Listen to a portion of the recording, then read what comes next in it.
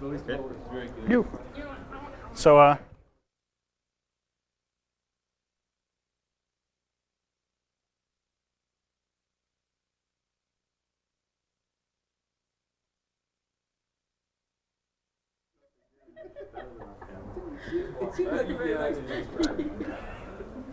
will this be taking my soul? Like Shari's throwing down the hay.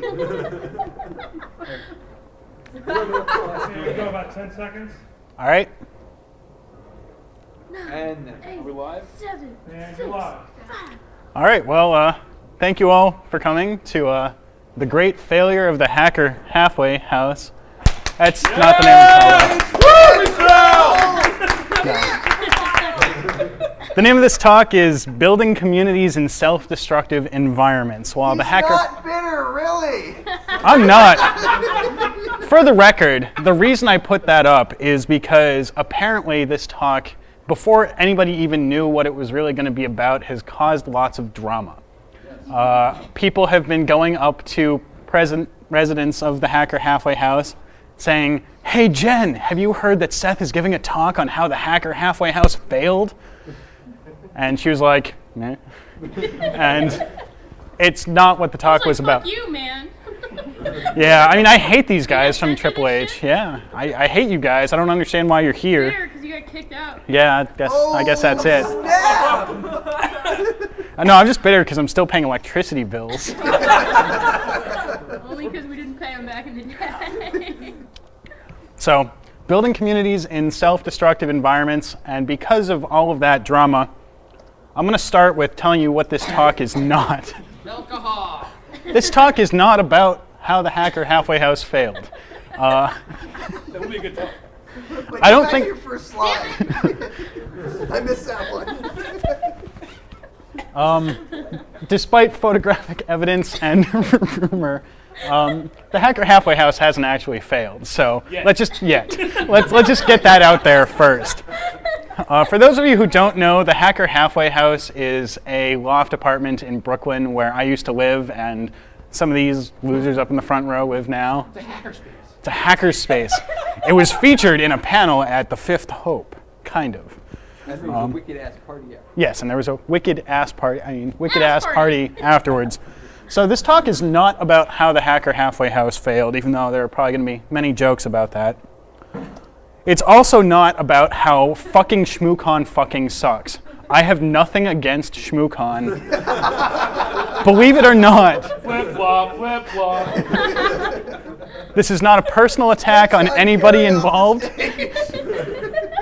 So, I have nothing against them, but for some reason everybody else likes exaggerating these things, and I've been asked, isn't it kind of ballsy to be given a talk about that? And I'm like, I have no idea what you're talking about. So, this talk is not about I hate ShmooCon, I hate people at ShmooCon, I hate the con, because I don't. So, that's not what this is about. Sweet. This talk is not a lecture to all of you con goers about don't be an immature shitbag. It needs.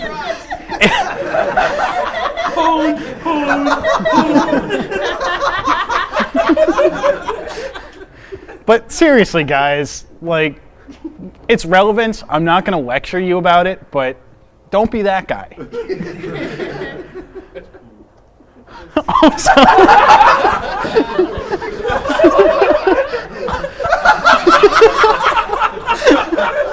On a similar note,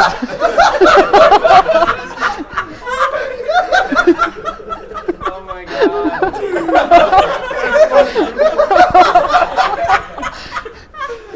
who here?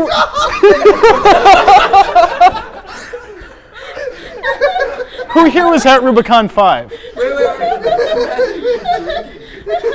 Who here? Was anybody else here at Rubicon 5? Does anybody who here gets this reference? Okay, so like just us and two other people. Okay. There's a lot of people here that just not at your talk. Yeah. So, the joke behind this is that a few. Jokes are funniest Yeah. when explained. A few years back, Jason Scott gave a keynote which effectively was, "Don't destroy the hotel, thank you."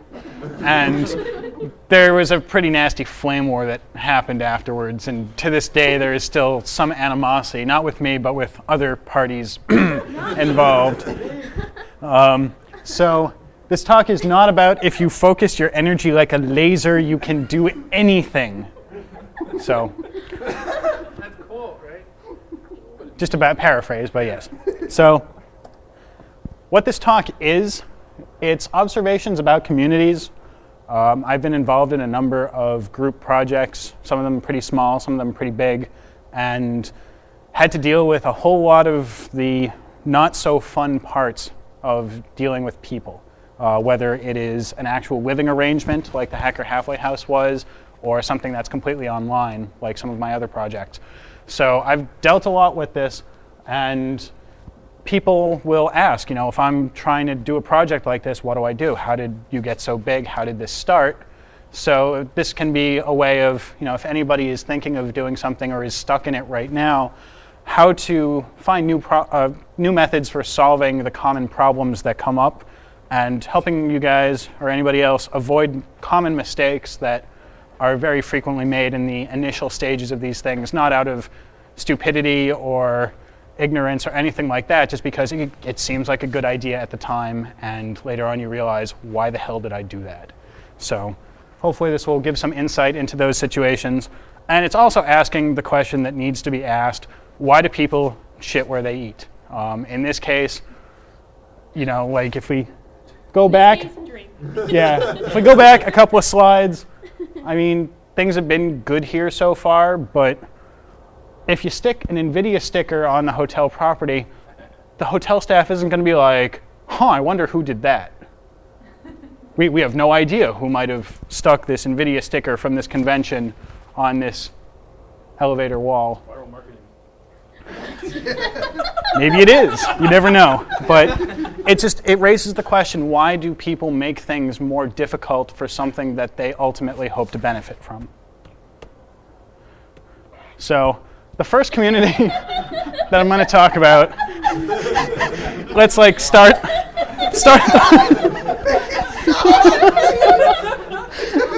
We're going to start at the bottom of the barrel here. No, IRC. So I am one of the admins for the 2600 IRC network. I've been for a few years now. I've got a bunch of other people involved.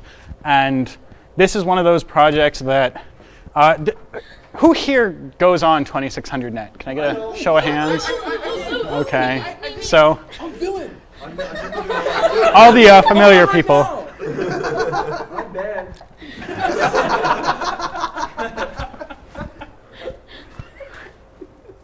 So a little history. Good for us? What? Yeah.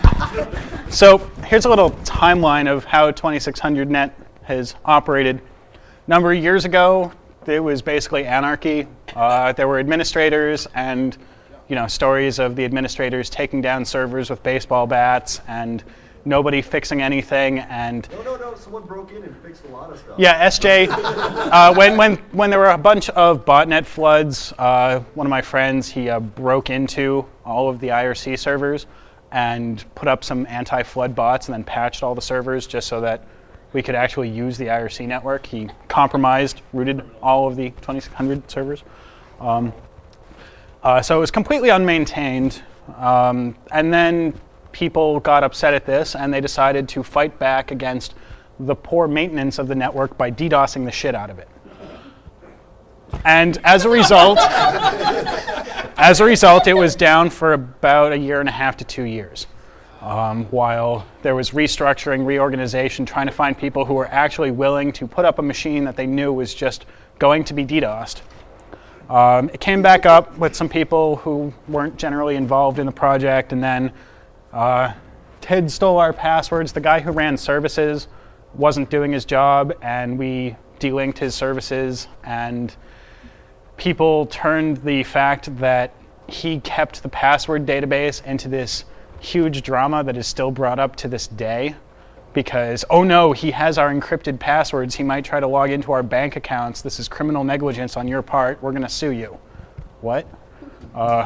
So there was that, and now today we have an IRC network. It's got 5 or 6 leafs. It works. It's not perfect, but it's reasonably, it works. That's about the best you can get from IRC, just because of the way it's designed. What's a CCNA? I'm going to get to that. So some of the problems that we've had here, and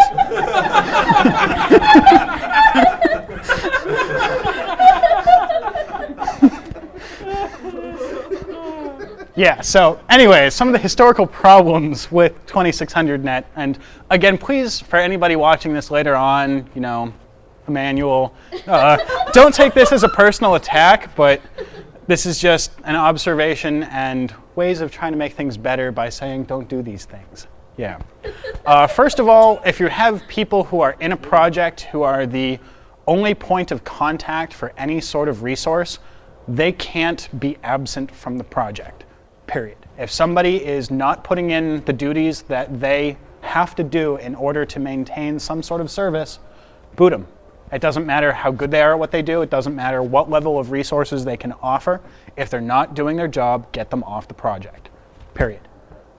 Trying to fight these people to get them to do anything from the standpoint of another administrator is hell. And when their reason for not doing anything is, I hate these assholes, why should I do anything for them? That's a sign right there that they should no longer be involved in the project. Get them off. Next point, overwhelming bureaucracy. If you have to deal with these people and you have to do things like make unanimous decisions about trivial policies, then you've run into another problem. Voting on things is good.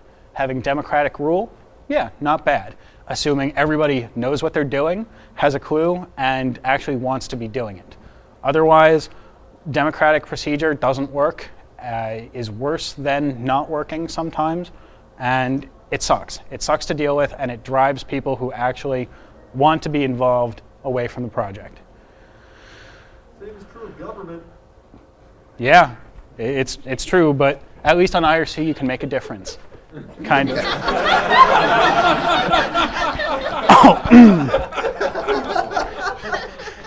So, next issue, decentralized command structure. There was a lot of lack of communication between the people running the project. So somebody would launch an attack against the network, and I would G-line them off the network. And then this person would send Emmanuel an email saying, oh, well, this Shardy guy is a real dick, and he just G-lined me for no reason because I was just trying to chat. I was trying to chat on the IRC. And then immediately the ban would be lifted, and the guy would come back and start doing the same things again. And it would go back and forth. People would take, you know, if dad says you can't do something, then go to mom and ask her. It's same policy, and yeah, all of those illegitimate children. Yeah, all those illegitimate children I have thanks to Wikipedia. Well, see, I learned how to use birth control on Wikipedia. So I think there might have been a problem there. All right, and then the freedom of speech issues. This is a recent problem on 2600net. And what happened was people equate 2600 with freedom of speech. And then, okay, yeah, that's reasonable. And then they take that one step further and say freedom of speech means the ability to say whatever I want, wherever I want, fuck you, go away.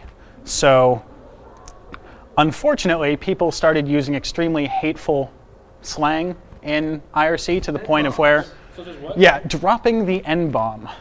To the point of where people were... Entire sentences were constructed. Yes, yes. Whole sentences in IRC. But most people were joking around because they thought it was a non-issue. But what they didn't realize is that I was getting emails off of the network, off of the lists saying, I can't believe you of all people is racist. Like, I cannot believe that you're racist.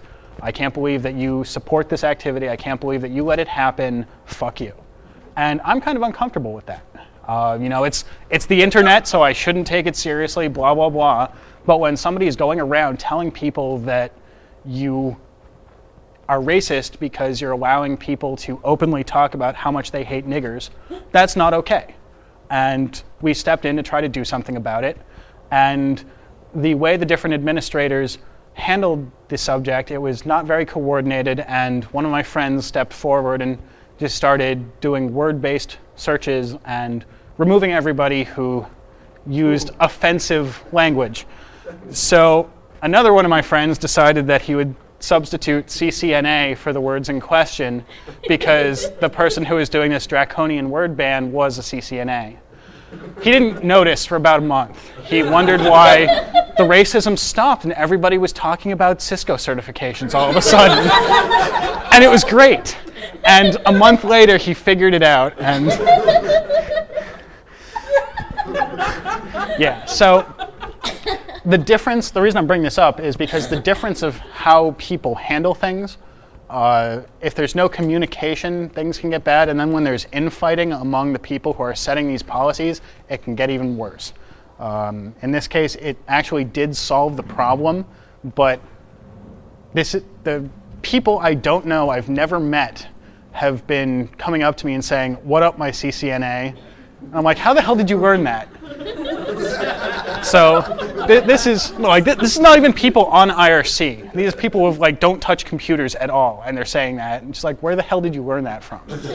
So these things can kind of cause lasting effects if you aren't careful.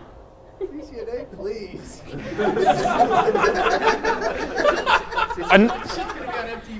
Another problem. I ran a server. Its name was Ptolemea. CCNAs. It's true. So I had this server that I was running. It was linked up to 2600net. It was on our SDSL at the Hacker Halfway House.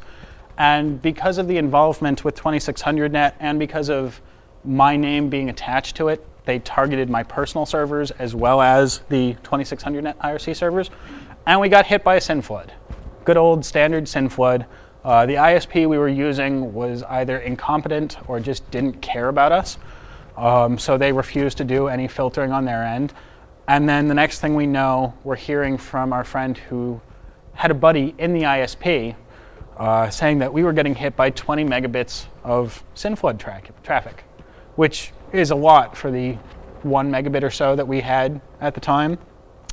It also caused a 50% packet loss across the entire ISP from what we heard. People really didn't like us, and they were directing that at me. They really didn't like me a lot of the times, and then Miles stepped forward and they didn't like Miles and I was okay. But question is, why would somebody do this? Like there was nobody was really offended, or they shouldn't have been offended. I mean, arguing on the internet, everybody knows, arguing on the internet. Why would somebody launch an attack, 20 megabits of traffic for quite an extended period of time against this insignificant IRC server? And the answer, paraphrased,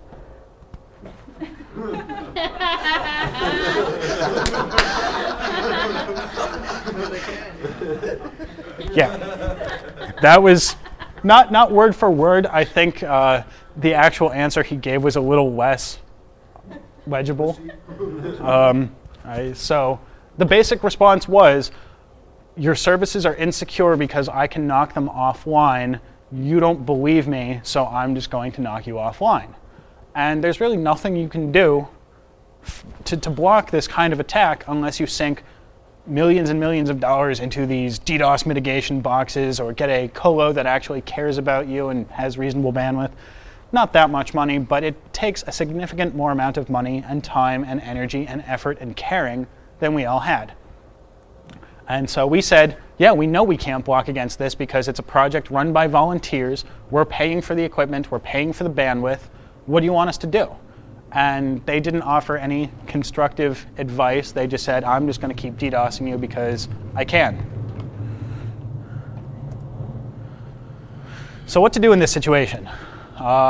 Organizational structure needs to be clear from the beginning. You need to acknowledge your technological limitations. And in this case, the DDoS attacks, there's nothing you can do about them.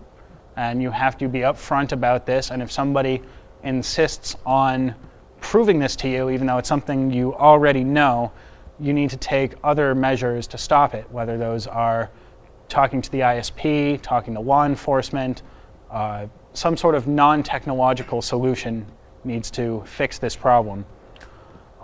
And being the point man for these kinds of problems, this isn't the job of a network admin. It's not the job of somebody who is a computer security expert. It's the job of a politician. You need to be careful what you say. You need to be careful of what you do, because it's not a technical problem. And a lot of people don't realize this. These things, you can't just throw more money or technology or whatever at it. You have to make reasonable decisions based on how the other person is going to act. And you might not like it, but it's the only way for it to work. So that's it for 2600net for now. Are there any questions about that before I continue on? No? Okay, good. Hacker Halfway House. I don't know if you can recognize anybody in that photo. I don't know how well you can see it from here, but that's a picture from one of the more recent parties that was thrown there. It looks clean. Ish. It looks Trying to clean. say that. So here's the short history of the Hacker Halfway House. So some people got a loft in Brooklyn. In Brooklyn, they all, for the most part, used computers. They did stuff on computers. They went on IRC a lot. They threw a bunch of parties. A lot of people showed up to the parties. A lot of people at these parties caused problems. Some of the parties stopped, and then the place became a great big failure. I mean, everything still exists as it was. There are people living there. It's an actual living space. I found this out at the Hacker Spaces panel at Fifth Hope. One thing I didn't realize is that these other people who've started these hacker spaces don't live there. They got it right. They got it right from the beginning. Don't live where you throw the parties, because bad shit will happen. And I think we didn't realize this. I mean, we knew some stuff would happen. I mean, can I get some input here? My concept when I first started throwing parties was I could just advertise this on Craigslist in New York, because it doesn't matter who comes, because I already live with Lucas, and it can't get worse than that. That works. But the parties were... We were like, we don't care about possessions, man. It doesn't matter.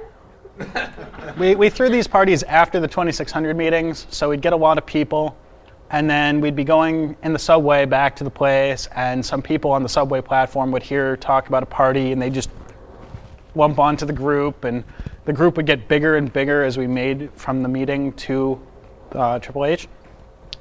And then random people from the neighborhood started showing up. At one point, somebody put out a post on Full Disclosure saying, "So I'm going to New York to visit, and I was thinking about staying at the Hacker Halfway House. Does anybody know what it's like staying there?" And I was just like, no, I live here. We're not a hostel. Despite the name of the Halfway House, you know, we're not a halfway house. It's a name. Leave us alone. We were in the Wikipedia article. Yeah. The main 2600 Wikipedia article Yeah. said, blah, blah, blah, 2600 Hertz, Captain Crunch, blah, blah, blah, magazine, blah, blah, blah, blah. Party at the HHH, Yeah. first Friday of every month. Here's the address. We were, the Hacker Halfway House and the parties were mentioned in the Wikipedia article about 2600 before Kevin Mitnick was mentioned. Yes. Yeah. I mean, I understand that in real life. Like, I can definitely understand the reasonings for that, but it's not something you'd It expect. stayed up for over a year. Yeah. So, some of the problems that we had here with having all of these strangers and friends and supposed friends into our home, people had really weird concepts of respect. I would be standing there talking to some people, and somebody would be smoking a cigarette, and he'd finish with his cigarette, and he'd toss it on the floor, grind it out with his foot, have another sip of his drink, light up another cigarette. I'm just like, what the fuck are you doing? And he looks at me, and he's like, what? What? And I'm like, there's an ashtray right there. He's like, oh, I didn't realize I wasn't supposed to do that. And, you know, who here would do that? And nobody's going to admit it, but would you drop your cigarette on somebody's living room floor and then grind it out in front of them, and then get offended when they asked you why you're doing that? Only you, Shardy. All the time, yeah. So there were some fundamental respect issues from the very beginning with this whole thing. How much time do I have left? So more respect issues. People stole stuff. Who'd have thunk it? You know, people brought their laptops over, left their laptop out, and then went to pick it up at 7 o'clock 2 days later when they were leaving from the party, and it was gone. And This is the actual stolen laptop. yeah, he was lucky. He actually got one of his back. Other people were not so lucky. There were a number of laptops stolen. There was other random bits. Yeah, backpacks, other random stuff here and there. People would just see stuff available, grab it, and, hey, free stuff. And I was kind of surprised at the very least, because usually when you go into somebody's home and drink for free and, stay for much longer than you're welcome there, you have at least a shred of respect of don't take their stuff or don't take other guests' stuff. But no, apparently that's not the case. The other problem was vandalism. So I don't know if he's here, but the guy with the OmniScan stickers, I forget his name even. I don't even know which one it is. Yeah, that's what I thought. He was on the radio just a little while ago. He's got these OmniScan stickers, and he puts them on everything. It's his trademark. And this is fine until you're finding them on things that really shouldn't have stickers on them. Your underwear. Like your underwear or your CDs or stuff like that. And Inside your wardrobe? yeah, and you find them and you scrape them off, and then next month he comes back and stickers everything up again. And you say, please don't do that. And he's like, okay, I'm sorry, man, I won't. And then you walk away and he's like, what the fuck? Also, writing on the walls in Sharpie, that's okay, because it's a rundown building in Brooklyn, right? So, you guys are going to repaint anyways, right? So I can just write on the wall in Sharpie. It's no problem to write "Shardy is a whore" on the front door of your building in a Sharpie. He won't mind. No, the neighbors won't think anything about it. It's all right now. Or It's true.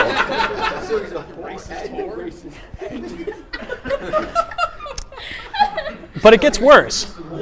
Yeah. One of my friends drove down from New Hampshire, and she had bought a brand new car 3 weeks before.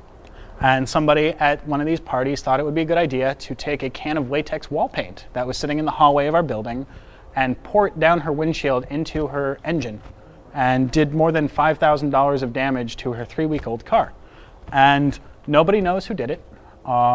If I find out who, I will fucking break their legs, unless they admit it to me and give me an explanation for why they did it, in which case I will just... Break their coat. No, I will just help Sam work the appropriate legal paperwork along.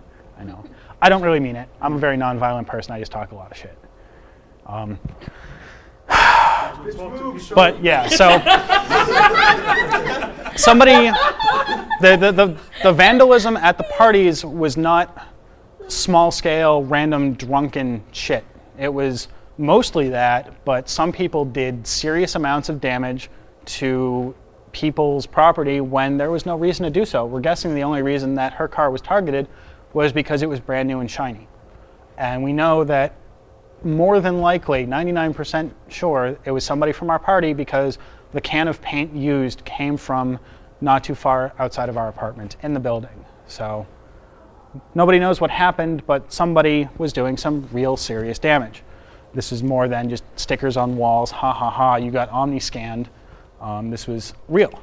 Another thing, and I'm not sure whether this is fully accurate or not, but it was suggested that somebody might have caused other vehicle damage to somebody's car.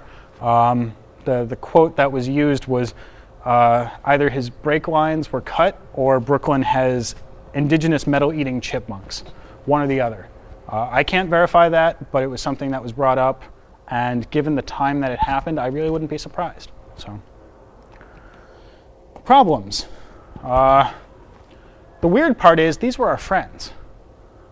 These were the monthly New York City 2600 after parties, where it was mostly people we knew, friends of friends, friends of friends of friends, but all people who had some direct tie to the community. whatever you want to call the community, whether it's 2600 or the New York City hacker scene or these people that like to drink in Brooklyn, this was our group, and they were the ones causing the problems. We had a party at Fifth Hope. We had hundreds and hundreds of strangers come through over the course of the night. I would not be surprised if the number topped 1,000. We had a lot of people over the course of that night. There were no problems, none. There was not a single incident that I remember that I heard of. I specifically asked about it, and people said, "We don't believe it, everything went smoothly." So these people who had never been to the area before, who were entering a complete stranger's house, who had no ties to these people, were more respectful than the people that we saw on a monthly basis. It's because we thought you'd fuck us up. You're from Brooklyn. Yeah. So it's kind of interesting. I don't know the reason for that. I'm open to thoughts of why that might be the case, but interesting observation. Sucks. What? New York sucks. You'll There you let go. me know. So the solution, at the time, it was close the doors, end the parties. That decision has been retracted twice and reinforced twice since then. Nobody likes the solution. Nobody wanted to do it, but we just couldn't think of something better to do.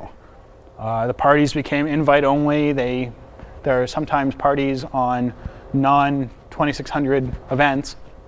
So maybe it's just everybody who's in 2600 is a scumbag. Don't know. No way, no way. Absurd notion. I'm a flabbergasted. Yeah, it's a bitch move, but can you blame me? Nobody liked this solution, and it's still, just trying to figure out what's acceptable, what's not, where the line is, how much babysitting you have to do with people, and how much you can allow them into your home and offer them your hospitality without worrying that they're just going to take advantage of it and screw you for it. So these are no longer my decisions because I moved out a while back. Now I have to fight for couch space too, which kind of sucks, but at least I'm not responsible when the police get called, so I guess it works out. And there's no simple answer to this question. It's just keep tweaking it, keep trying to find the balance that works for the time and for the people involved and for the events you want to throw. Get a space you don't live in. Get a space you don't live in. I don't live in the Hacker Halfway House. Sure. People still ask me, can I come over to the Hacker Halfway House? I'm like, okay. You might want to ask somebody who lives there first, though.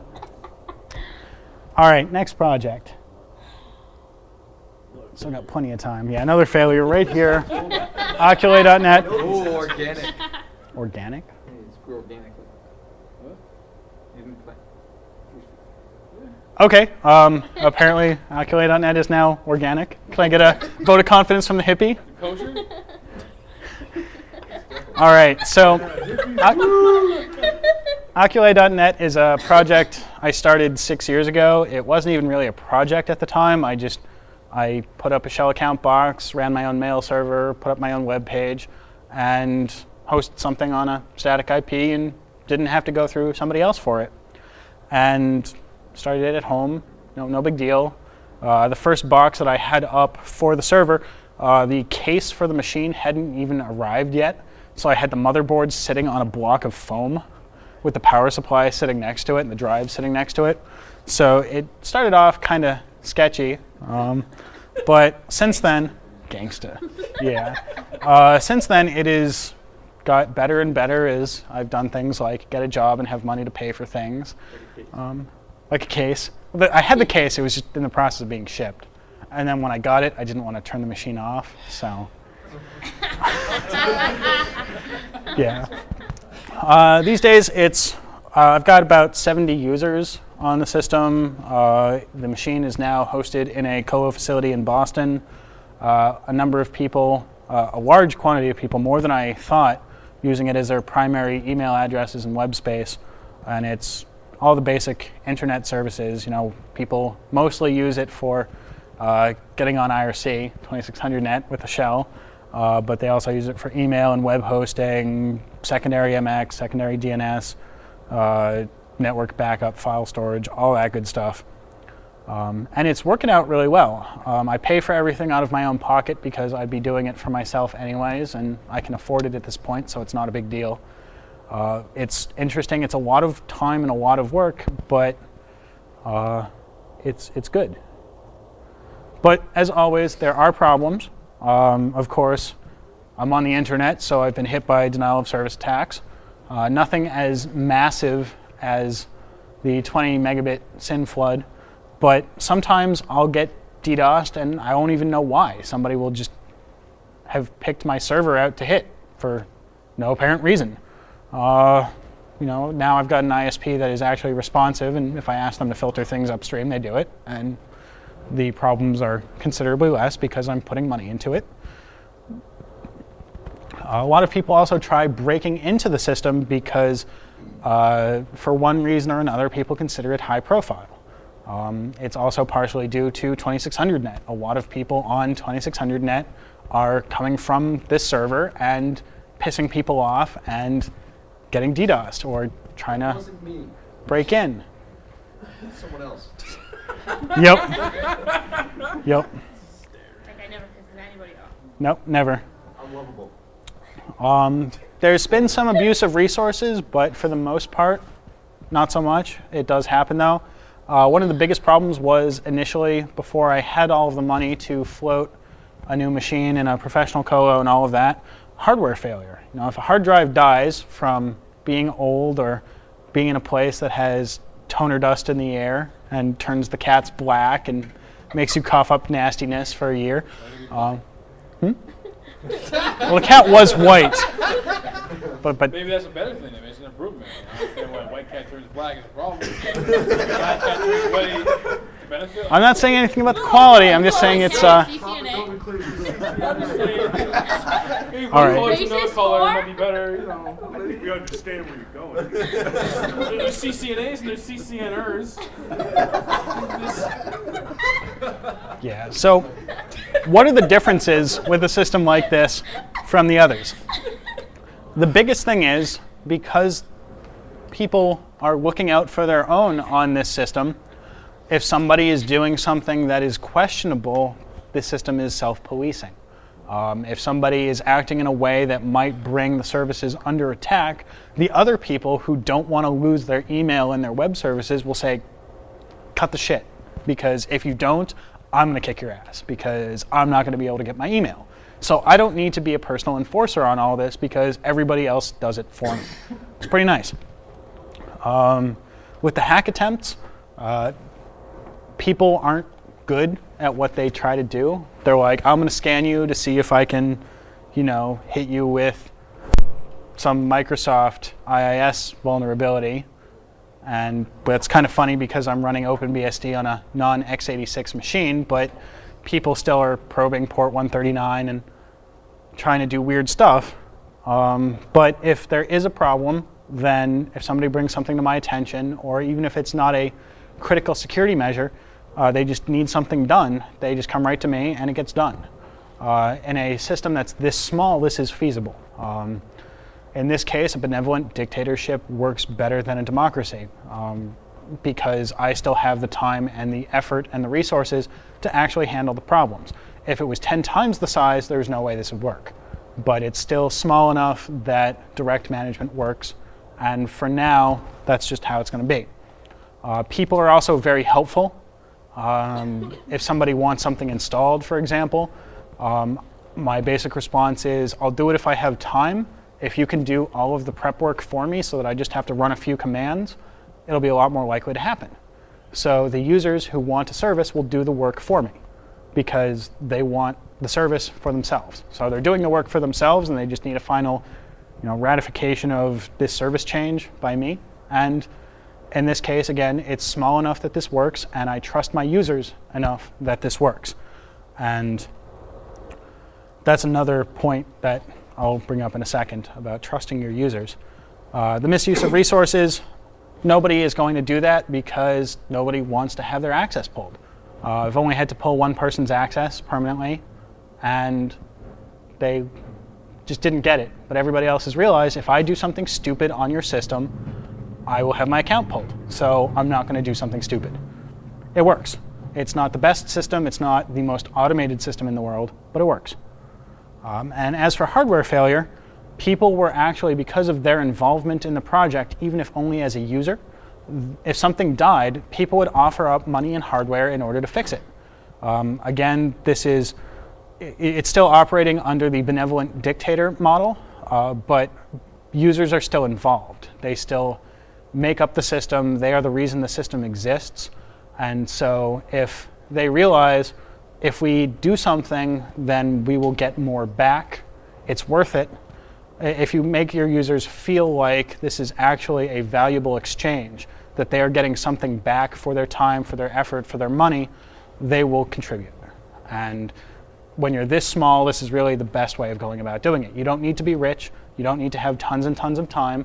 Just provide something that works and tell your users, if you give me something good, you will maximize your ROI, minimize your TCO, et cetera, but it works. It does work.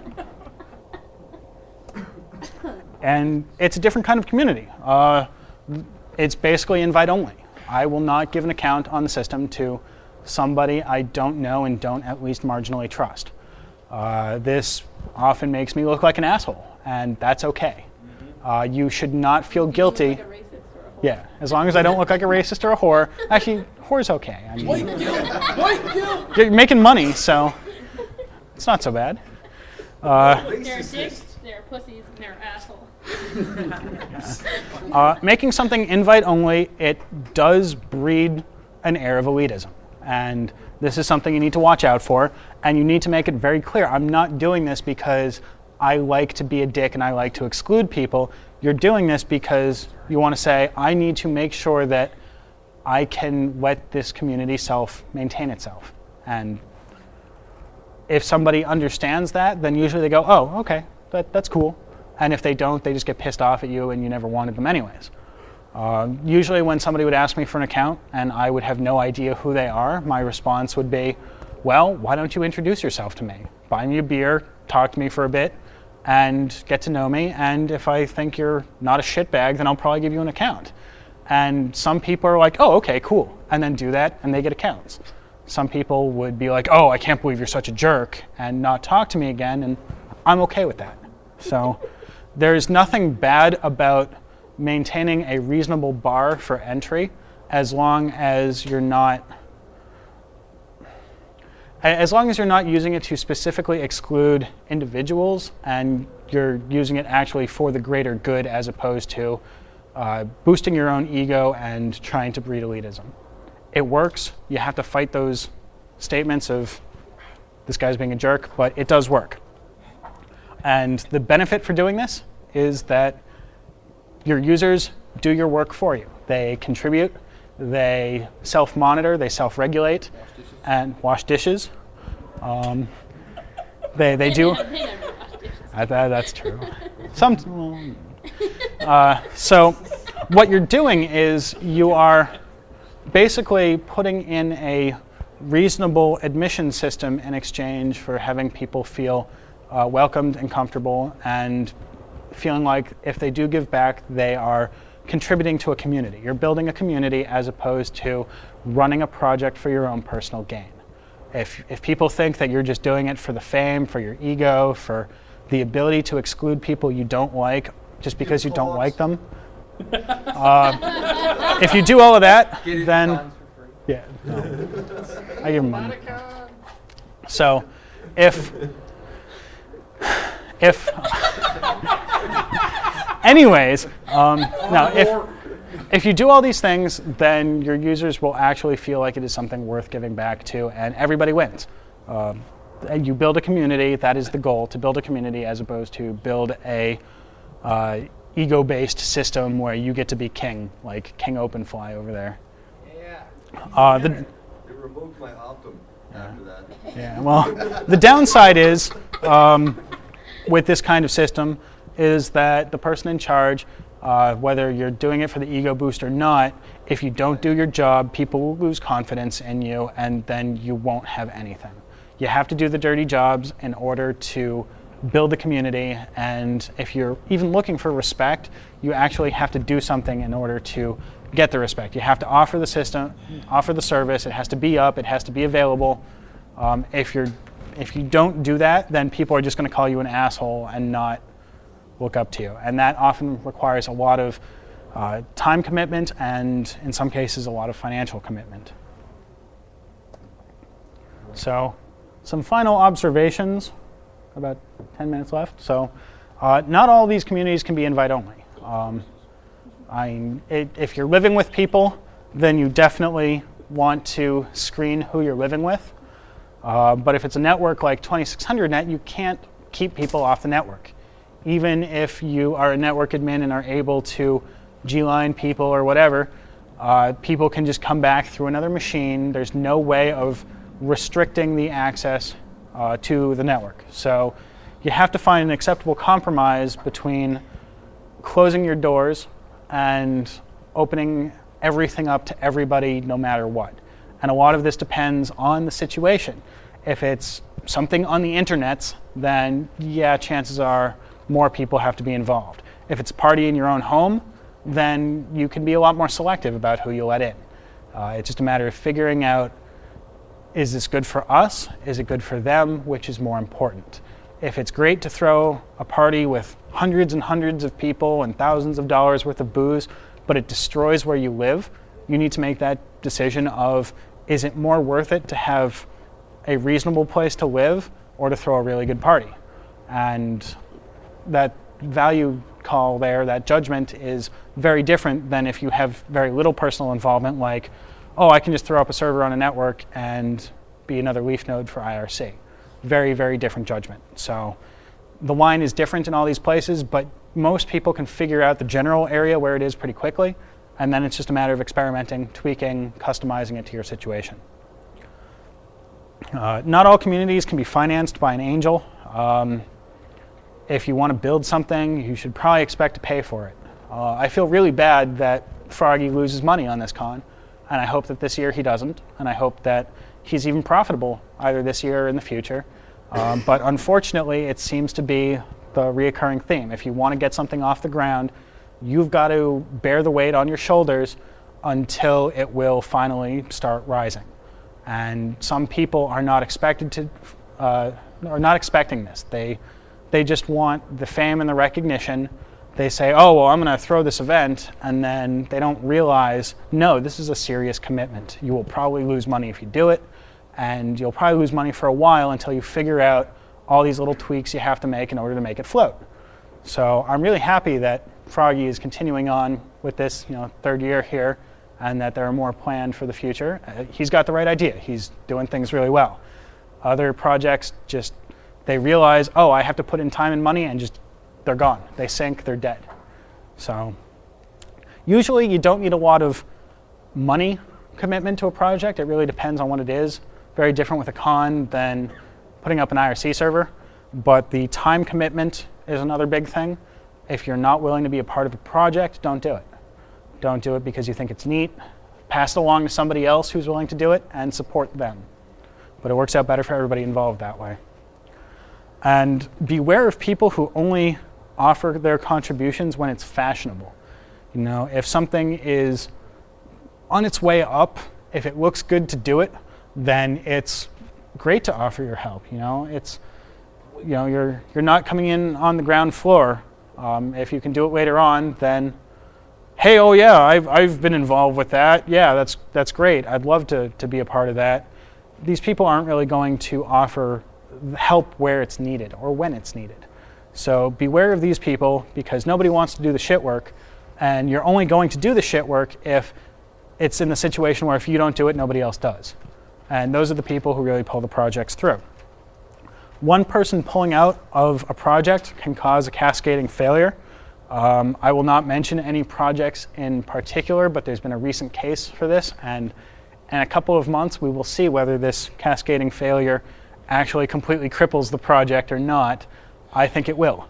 But one person can break the confidence of others involved, and if nobody has the confidence, nobody wants to put in the time and the effort, then your whole project is doomed before it starts. So make sure there's communication, make sure people are happy, and make sure people are doing it because they want to be doing it and they find it enjoyable. If they don't, then you're out of luck. So these are the 3 projects that I highlighted here. I don't have time to really talk about the other, which is okay because we haven't really done much work on it. With a friend of mine, I just recently moved to Holyoke, Massachusetts. It's the first planned industrial city in America. It used to be almost completely made with paper mills around these 3 canals, and now because the paper industry is gone, it's this rundown shell of a city. And what that means is property is dirt cheap, and the ability to get involved with anything you want, whether urban revitalization from buying a place to squatting in a place to getting on city council, it's all open. And I'm getting involved. I'm getting involved with a friend of mine. I just recently bought a house in this city, and we're in the process of taking over a block in downtown city, evicting people who don't pay their rent or don't have leases or won't leave after their notice to quit. Not that I'm bitter or anything, but yeah, I'm not going to be a slumlord. Thank you very much. Yeah, so because of these issues, evicting people who shouldn't be there, the project has been delayed by a few months so far and is still in the process of being delayed.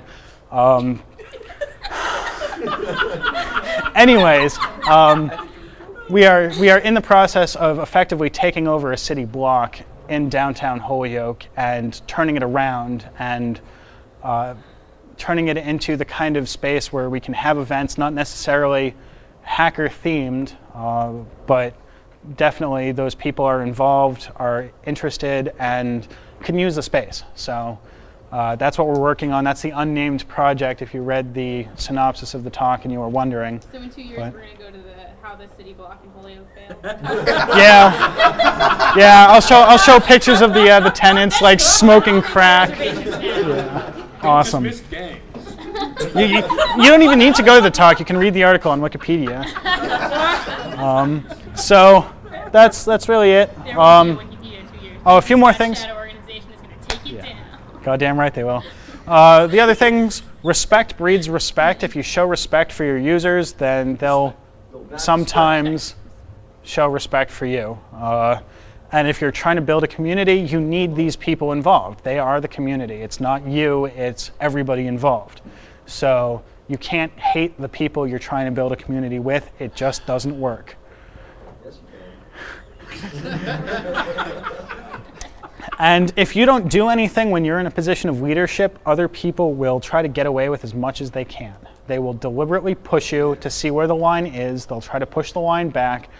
And it's a game to some people, like that guy right there. And the bottom line is successful projects are hard work, and it takes time. Nothing comes overnight, and you need to do these hard jobs before you can celebrate your success. If you don't put in the effort, you won't get the results. So respect your users and actually do the work, and maybe you can build something. It's worked for me in varying degrees of success. I still open up 2600 magazine, see my name in the front cover, and kind of cry. So I still hope that the IRC network will get better. It's a very slow process, but we'll see. I'm doing everything I can. Other projects like Oculi work really well. So sometimes it works, sometimes it doesn't. And the question is it worth it? If it is, do it. If it's not, don't. If it's not worth it to you and you're not willing to put in the time and the effort, then it's only going to come around and bite you in the ass in the end. So if it's worth it, do it. Don't give it up. It'll work. So that's it. Are there any questions? Any at all? Yes. Why do you hate the Hacker Halfway House so much? Well, I think it's a prerequisite to hate ex-girlfriends. I thought so too. Also, Brooklyn, it's a dirty place. Why would you want to go there? Whoa, dirty like. Dirty like your mom. Yeah, not like Holyoke, right? White enough for you? It's not white enough for you? Hey, Holyoke is more than 50% Puerto Rican. No. He'll fit right in. SA. We gotta stop all this CCNA on CCNA hate, man. Yeah, it's true. Are there any other questions? Yes. Is this why I give you a free presenter badge to do this bullshit? Shit, I've been caught. All right, I've been busted. All right. Yeah. Put some stickers up. We heard it. Are there any other questions? Any legitimate questions that don't make me look bad in front of an audience? Thank you. All right, thank you.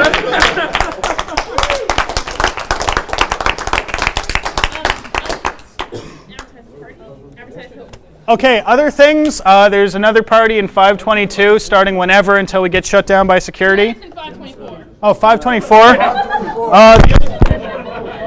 Okay.